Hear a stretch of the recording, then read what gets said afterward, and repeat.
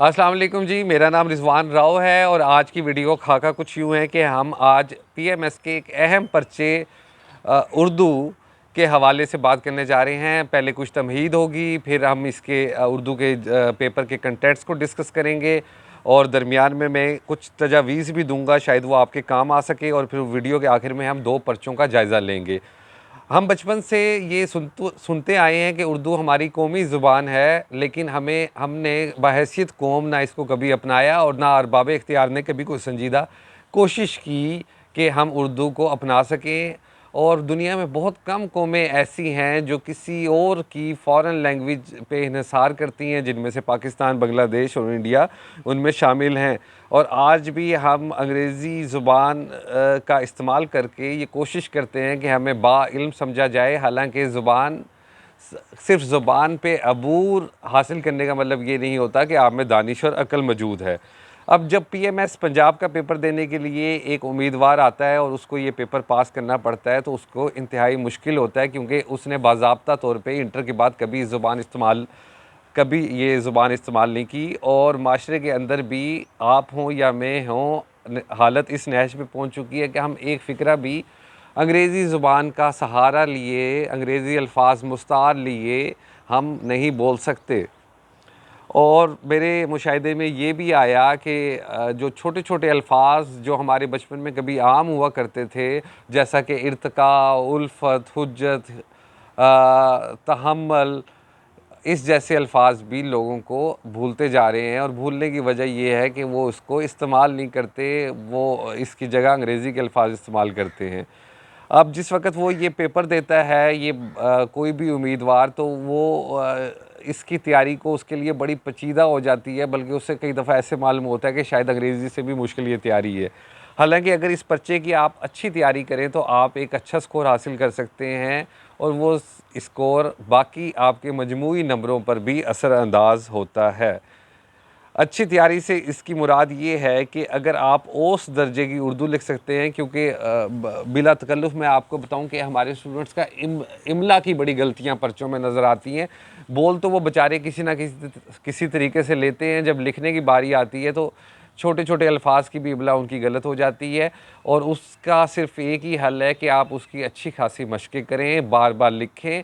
बजाय आप किसी अकेडमी में पढ़ें या किसी टीचर से पढ़ें, आप अपना काम चेक कराएं किसी मुस्तनद किसी शख्स से, किसी भाई से, किसी रिश्तेदार से जिसको आप समझते हैं कि उसे उर्दू लिखना आती है और वो उर्दू को बाखूबी समझता है। उससे ये आप अपनी मशक़ें चेक कराएं ताकि आपकी इस्लाह हो सके और फिर उन गलतियों को दोबारा मत करें।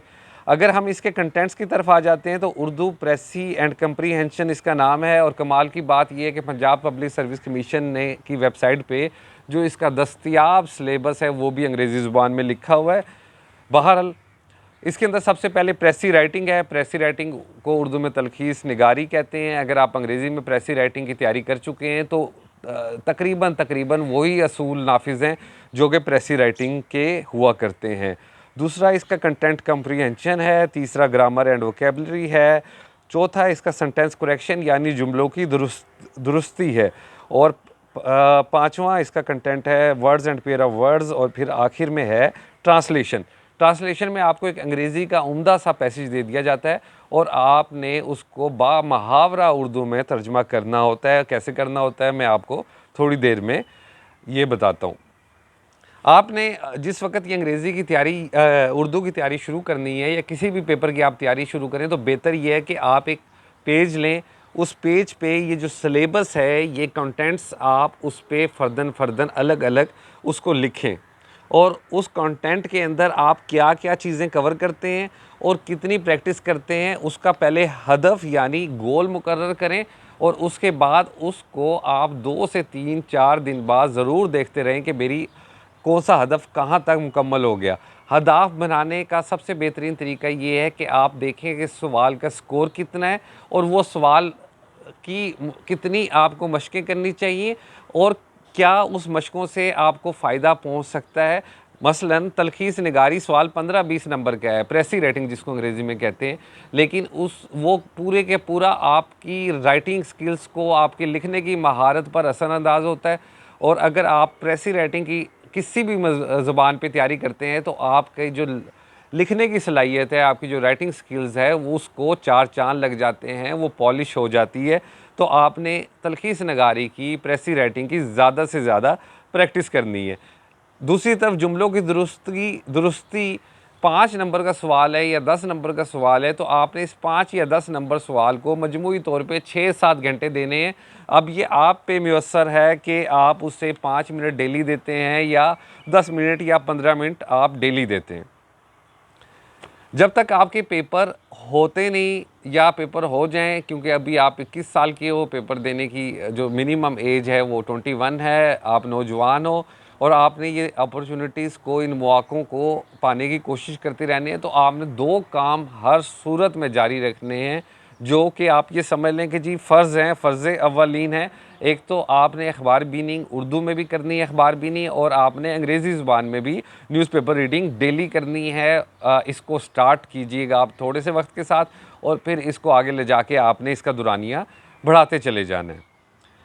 उर्दू पर्चे के हवाले से आपने 5 से 7 किताबें पढ़नी हैं। उसका फ़ायदा आपको ये होगा कि आपको उर्दू अदब का थोड़ा-सा शऊर हासिल हो जाएगा।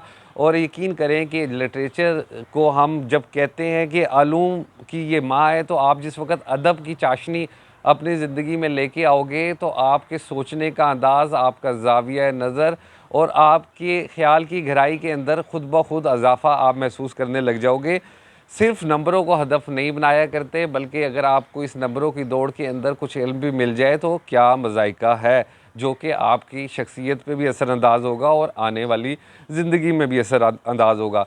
इसमें आपने ये करना है कि 2-3 आप अफ़साने पढ़ लें, 2-3 नावल पढ़ लें। नावल का कैनवस बड़ा होता है, लॉन्ग स्टोरी होती है। जो अफ़साना होता है वो शॉर्ट स्टोरी होती है, उसका कैनवस छोटा होता है, उसका प्लॉट छोटा होता है।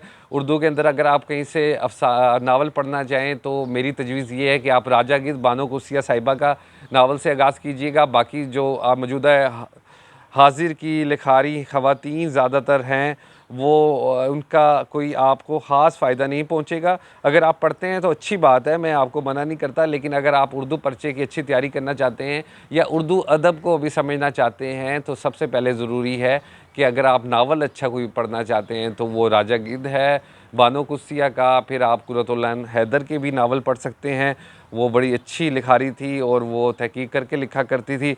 अफ़साना में आप अहमद नदीम कासमी के अफ़साना पढ़ लें, कृष्ण चंद्र को देख लें, 1-2 शायरी की किताबें पढ़ लें। डॉक्टर सलीम अख्तर की एक किताब है अदब की मुख्तसर तरीन तारीख़, वो पढ़ सकते हैं, एक अच्छा आपको टेस्ट मिल जाएगा। जो शायरी है, जो शायर है, उसके अंदर आप थोड़ी सी हमारे उसके अंदर 2 तहरीक हैं। पाकिस्तान बनने के बाद एक तरक्की पसंद तहरीक शुरू हुई। तरक्की पसंद तहरीक के जो शोरा थे वो ज़रा मुख्तलिफ़ अंदाज से देखना शुरू हुए और उनके ऊपर जो तक़सीम मुल्क था, तक़सीम हिंद का पूरा वाक़या असरअंदाज हुआ और वो जो ज़माने के किस्से थे वो सामने लेकर आए। इंशाल्लाह इस पे मैं फ़र्दन भी आपको वीडियो बना दूँगा। आपको जो वीडियो चाहिए हुई, जिस चीज़ पे आपको कुछ मदद दरकार हुई, तो आप मुझसे कमेंट में भी रब्ता कर सकते हैं और मुझसे बराह रास्त भी आप फ़ोन पे रब्ता कर सकते हैं।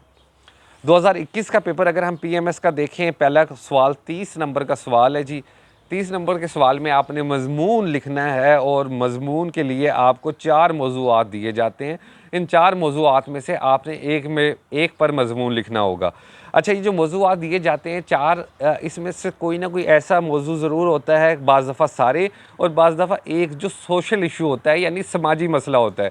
ऐसे राइटिंग के अंदर, चाहे वो अंग्रेज़ी का ऐसे राइटिंग हो, चाहे उर्दू की मज़मून निगारी हो, आपने कोशिश ये करनी है कि आप जब तक कि आपको बाकी मौज़ूआत पे अच्छी खासी गिरफ्त ना हो, आपने सोशल इशू पे, समाजी मसले पे, कल्चर से रिलेटेड मसले पे आपने कलम उठाने की कोशिश करनी है। अल्फाज की तादाद 1000 है, लेकिन अगर आपकी मज़मून की क्वालिटी अच्छी हो और अल्फाज की तादाद पूरी ना हो, तब भी आपके इसमें अच्छे नंबर आ सकते हैं। 4 मौज़ू है जी।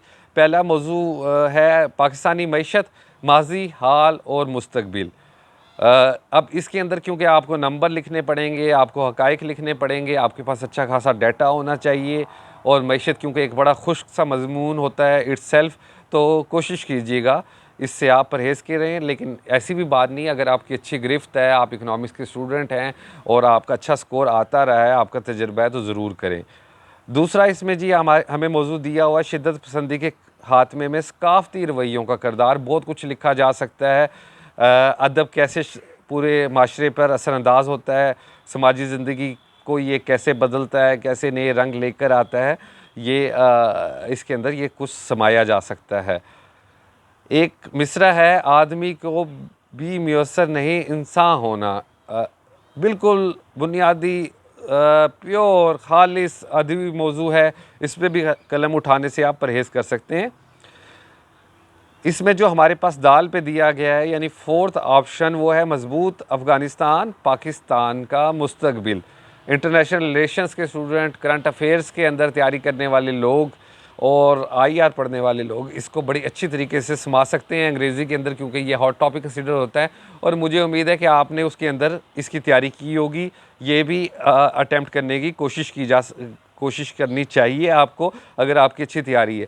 अब यार ये 4 जो मौज़ूआत हैं, इसमें से किसी को भी जब आप ऐसे लिखोगे या मज़मून लिखोगे, अंग्रेज़ी या उर्दू हो, तो आपने जिस वक़्त आप पेपर के अंदर बैठे हो, तो आपके पास रैंडम थॉट आएगी, बिखरे हुए ख़्यालात आएंगे। उनको आपने बिखरे हुए ख़्यालात को एक रफ़ पेज पे, एक सफ़े पे लिख लेना है और फिर उसको वहीं पे आपने पॉइंट्स बना लेना है कि मैं अपना एस्से लेके कहाँ चलूँगा। मज़मून अंग्रेज़ी हो या उर्दू हो, मज़मून में किसी किस्म की कोई हेडिंग्स यानी सुर्खी इस्तेमाल नहीं करनी चाहिए। अंग्रेज़ी में तो ये बात बिल्कुल तयशुदा है, लेकिन उर्दू में कुछ हमारे यहाँ ये रवायत पाई जाती है, कुछ टीचर्स ऐसे कहते हैं कि उर्दू में सुर्खियाँ आनी चाहिए। उर्दू ऐसे में मज़मून निगारी के अंदर सुर्खियाँ नहीं आती। मज़मून निगारी का जो फ़न है वो उर्दू ज़ुबान में अंग्रेज़ी से आया, और मज़मून निगारी का जो अंग्रेज़ी से आने के बाद हम वही असूल मुतय्यन करते हैं जो अंग्रेज़ी ज़ुबान के हैं। आप इसमें आउटलाइन यानी खाका ज़रूर बनाएंगे, लेकिन आप इसमें सुर्खियाँ नहीं लिखेंगे। उर्दू मज़मून की जो टोन है वो हमेशा संजीदा होगी, और उसको आप संजीदगी की रवायत के अंदर, संजीदगी के अंदाज़ के अंदर लिखेंगे। इसके अंदर मे का सीगा आप इस्तेमाल नहीं करेंगे, जैसे हम उसमें अंग्रेज़ी मज़मून में नहीं करते। 30 नंबर का ये मज़मून है, इसकी खूब तैयारी कीजिएगा। मेरा जो ख़्याल है कि आपको इसका जो हदफ बनाना चाहिए वो कम से कम आपको 10 मज़ामीन की मुशक्क़त करनी चाहिए, मशक़ें करनी चाहिए, और 10 मज़ामीन आपको किसी अच्छे काबिल उस्ताद को या काबिल शख्स को दिखानी चाहिए जिसको उर्दू ज़ुबान पे थोड़ी बहुत गिरफ्त हो। सवाल नंबर 2 पे आते हैं। दर्ज ज़ैल इक़्तिबास की तलख़ीस कीजिए जो असल इबारत के 1/3 से ज़्यादा ना हो। तलख़ीस का अनवान भी दीजिए। 15 नंबर का जी ये तलख़ीस का सवाल है, प्रेसी का क्वेश्चन है। अंग्रेज़ी के अंदर जैसे हम 1/3 में लिखते हैं, हमें यहाँ भी 1/3 में, 1/3 में लिखना है। हमने इसके हर अल्फाज को गिनना है, मतलूबा अल्फाज की तादाद लिखनी है, फिर मतलूबा हदफ लिखना है। यानी अगर आपके अल्फाज 100 हैं तो आपने उसकी 33 अल्फाज के अंदर तलख़ीस करनी है। इसका मकसद ये है कि आपसे वो ये जानना चाह रहे हैं कि उम्मीदवार को इस ज़बान पे गिरफ्त है या नहीं। हम पर्चे 2021 के पर्चे की तलख़ीस पढ़ के देखते हैं। अदब इनफरादी ज़िंदगी का परतू हो या इज्तमाई ज़िंदगी का, तख़य्युली हो या हकीकी, इसके मुतल्लिक़ एक बात तो यकीनी है कि इसका ताल्लुक़ माशरे से होता है। पहला जुमला है, अदब इनफरादी ज़िंदगी का परतू हो या इज्तमाई ज़िंदगी का, तख़य्युली हो या हकीकी, इसके मुतल्लिक़ एक बात तो यकीनी है, इसका ताल्लुक़ माशरे से होता है। यानी अदब माशरे से पैदा होता है। सादा तरीन अल्फाज में आपने इसको 2-4 लफ्ज़ों में समो देना है, क्योंकि ख़ुद अदीब माशरे का एक फ़र्द होता है। अलबत्ता माशरे के साथ मुख्तलिफ़ अदीबों के मखसूस ताल्लुकात और समाजी ज़िंदगी के मुतल्लिक़ इनका मखसूस नुक्ता नज़र इनकी तख्लीक़ात को एक दूसरे से अलहदा कर देता है। यानी अदीब का ज़ाविया नज़र तख्लीक़ पर असरअंदाज होता है। अगला जुमला देखिएगा, आप खालिस रोमानी अंदाज में दुनिया और माफिया से बेखबर होकर महबूब के जुल्फ़ों की छाँव, इसके गमज़ा व अदा, इसके नैन बान ही पर अपने अदब की बुनियाद रखें, या आप 7 आसमानों से मावरा किसी दुनिया की परियों और देवताओं से अपने फ़न का ताल्लुक़ पैदा करें। मावरा कहते हैं बियॉन्ड, जैसे हम अंग्रेज़ी में परे कहते हैं। बियॉन्ड योर विज़डम, आपकी दानिश से परे। बियॉन्ड योर अंडरस्टैंडिंग, आपकी अंडरस्टैंडिंग से, आपकी समझ से अलग। रूहों और हैबतनाक हाथ साथ अपने अफकार, अफकार कहते हैं फ़िक्र की जमा है, अफकार ख्यालात के ताने बाने बुने, फिर मुस्तकबिल के मुतल्लिक हसीन सपने देखें। अज़मत आदम के गीत गाएं, अमन मसावात और जमहूरियत का राग अलापें। हर हाल में आपने बराह रास्त या बिलवास्ता माशरे और माशरे के मुख्तलिफ रुझानात की तजहीम ही करते हैं। लिहाजा अलामतों के अंदर मलफूफ तख्लीकी जोहर, कीमियागरी हो या हकीकत निगारी के असलूब में आदम की आदमखोरी की तस्वीर कशी की जाए, अदब में ज़िंदगी का अंजाम नुमाया है। अब अगर हम देखें तो इसके अंदर मुबालगा बड़ा है, एग्जैजरेशन बड़ी है, अदब के जो है वो फ्रेजेस इस्तेमाल किए गए हैं, मसलन मलफूफ तख्लीकी जोहर, कीमियागरी, हकीकत निगारी के असलूब, असलूब हम कहते हैं अंदाज को, महबूब की जुल्फ़ों की छाँव, परियों और देवताओं से अपने फ़न का ताल्लुक़, रूहों और हैबतनाक हाथ साथ पर अपने अफकार के ताने बाने, इन सब चीज़ों को आपने मिनहा कर देना है, माइनस कर देना है। इस दिए गए एक पैराग्राफ की, एक आपको इक़्तिबास की तलखीस करनी है और एक तिहाई में करनी है।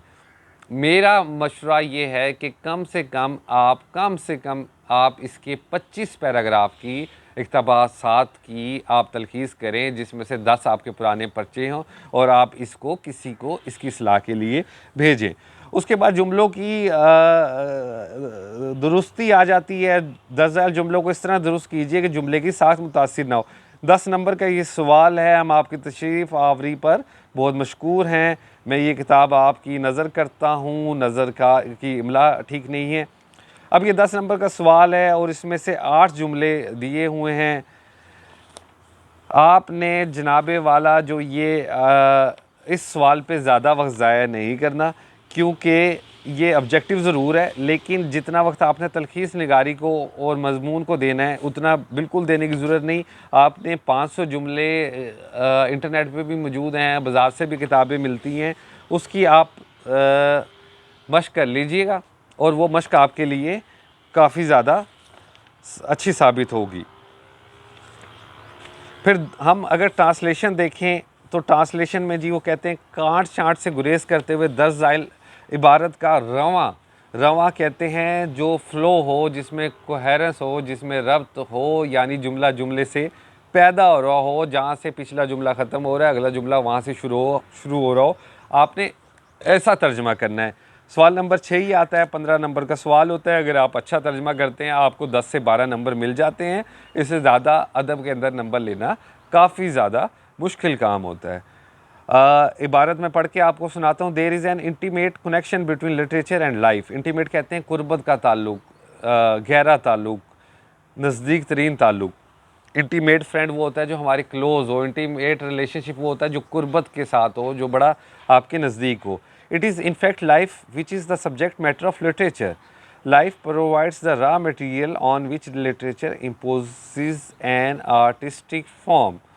Literature is the communication of the writer's experience of life. अदब ज़िंदगी में जो लिखारी है उसके तजर्बे का आईना होता है। But this connection between life and literature is not so simple as it seems.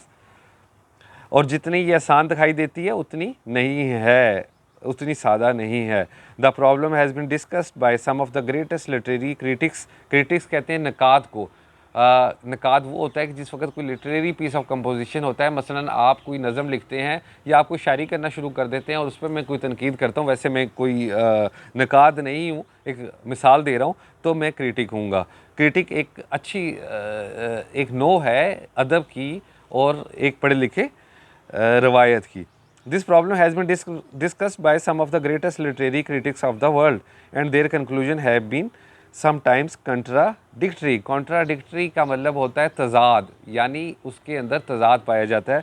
जो क्रिटिक्स, जो नकाद, लिटरेरी नकाद दुनिया भर के अंदर एक किसी भी काम को डिस्कस करते हैं।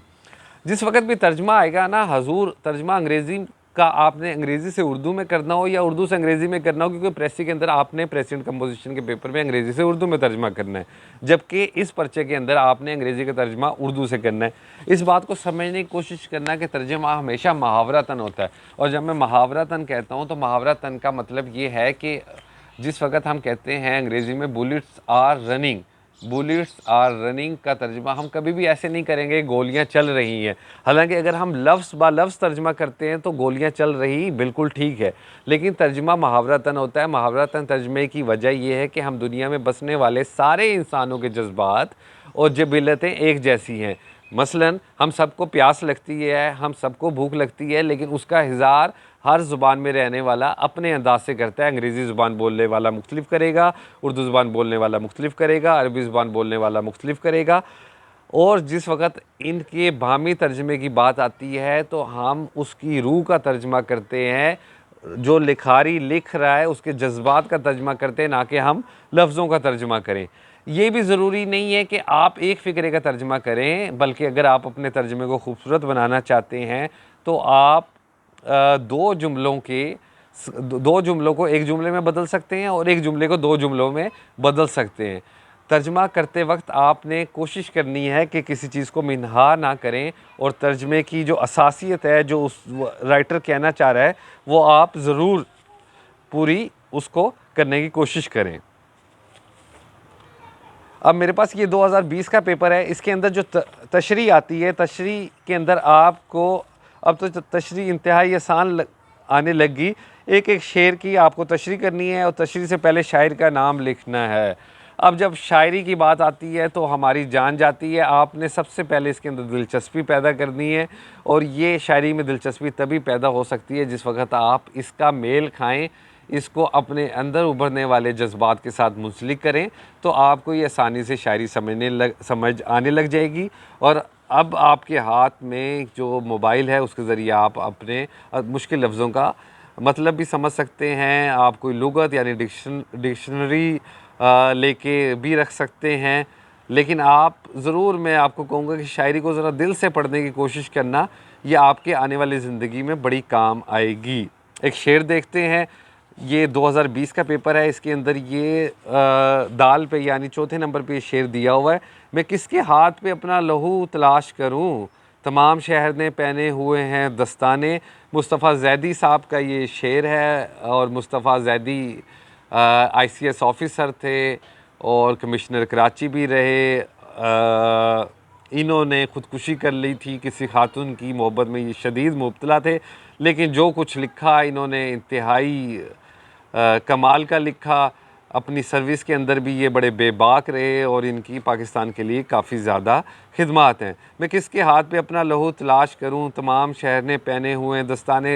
हमारी जो खुदादाद मुमलिकत पाकिस्तान की जो मौजूदा हालत है, उस पर ये शेर बड़ा मुकम्मल तौर पे अक्कासी करता है कि मेरा जो कत्ल है, मेरा जो दुख है, मुझे जिसने ज़ख्म पहुंचाया हुआ है वो है तो कोई अपना और अपनों में मौजूद है, लेकिन उस क्योंकि शहर के लोगों ने दस्ताने पहने हुए हैं, कोई भी सबूत नहीं है, उस सब चीज़ें नामालूम है, और नामालूम जो चीज़ें हैं वो सबको मालूम होते हुए भी नामालूम हैं, और जब सबको मालूम होते हुए भी नामालूम है तो हम किसी को भी गिरफ्त में नहीं ले सकते। एक नोहा है, एक दुख है। जब आप इसकी तशरीह करेंगे तो आप इसको मुख्तलिफ़ ज़ावियों से लिखेंगे, आप इसको इनफरादी ज़िंदगी पे नाफिज करने की कोशिश करेंगे, इनफरादी ज़िंदगी के हवाले से लिखेंगे कि एक इंडिविजुअल, एक फ़र्द इसको कैसे महसूस करता है, और फिर इसको इज्तिमाई ज़िंदगी की तरफ भी आप लेके जा सकते हैं। कोशिश कीजिएगा आप शायर का नाम ज़रूर याद करें, लेकिन अगर आपको शायर का नाम याद नहीं होता तो तशरीह खूब दिल जमा के करें और डूब कर करें, और उसके मुख्तलिफ़ ज़ाविये निकाल के करें। तशरीह की खूबसूरती ये होती है कि आप इसको फैला सकते हैं और इसको फैला के इतनी दूर लेके जा सकते हैं जहाँ से एक नया तख्लीकी अदब जन्म ले सकता है। शायरी के अंदर आपने क्लासिकल शायर को पढ़ने की कोशिश करनी है। थोड़ा थोड़ा अगर आप सबको पढ़ लें, गालिब को पढ़ लें, मीर को पढ़ लें, फिर आप उसके बाद पाकिस्तान बनने के बाद फैज़ को देख लें, नासिर काज़मी को देख लें, फिर थोड़ा सा परवीन शाकिर को, अमजद इस्लाम अमजद, नासिर इस नो के जो शायर हैं, मुझे दो चार नाम अभी थोड़ी देर में याद आ जाएंगे। उन शोरा को अगर आप पढ़ लें तो आप आहिस्ता आहिस्ता आपका टेस्ट बन जाएगा। और आप उनकी शायरी के अंदर देखेंगे कि पाकिस्तान बनने के बाद किस तरह के हालात पैदा हुए। उनमें से कुछ शोरा नज़रिया पाकिस्तान के ख़िलाफ़ भी थे, तकसीम के भी ख़िलाफ़ थे, लेकिन अदब की बात होती है, उसके अंदर इल्म होता है। तो आपने इसको देखना है। इब्न इंशा को थोड़ा सा देख लीजिएगा। फिर उसके बाद आप फ़राज़ और प्रवीन शाकिर, ये बिल्कुल जदीद में आ जाते हैं पर्चे के हवाले से। वैसे पढ़ लीजिएगा, थोड़ा बहुत पढ़ लीजिएगा। अगर आप 2-4 गज़लें नज़में भी पढ़ लें तो आप, और थोड़ा सा शायर का तारुफ भी पढ़ लें तो आपको अच्छा खासा उसका एक बैकग्राउंड मिल जाता है। यूट्यूब पे आप एक शायरी की पूरी लिस्ट बना लीजिएगा और एक पूरी फ़हरिस्त बना लीजिएगा। बड़ी अच्छी अच्छी वीडियोस यूट्यूब पे मौजूद हैं। रात को सोते हुए, किसी जगह ट्रैवल करते हुए आपने अपने वक्त को आजमाना है। ये वक्त दोबारा नहीं मिलेगा। आपने अगर पीएमएस की या सीएसएस की तैयारी करनी है तो भाई आप अभी छोटे हो, दुनिया के बाज़ार में नए आए हो। तैयारी या सीरियस होके करना, संजीदा होके करना। ये वक्त दोबारा नहीं मिलता। जो हथेली पे सरसों नहीं जमा करती, और किस्मत भी उनका साथ देती है जिनकी तैयारी मुकम्मल होती है। सिर्फ ये मत कीजिएगा, जो हमारे नौजवान नस्ल से मैं अक्सर ये अल्फाज सुनता हूँ कि जी तुक्का लग जाए या जुगाड़ लग जाए। तुक्का और जुगाड़ भाई ऐसे लगती नहीं। अगर लग भी जाए तो किसी एक आध की लगती है और वो इतनी पायदार नहीं होती। और जब पायदार नहीं होती तो आपको कभी भी ज़िंदगी में इत्मीनान क़ल्ब नहीं मिल सकता। हमेशा आपको मसला ही रहेगा। इस हवाले से आपको किसी किस्म की मेरी मदद की ज़रूरत हो तो आप रब्ता कर सकते हैं।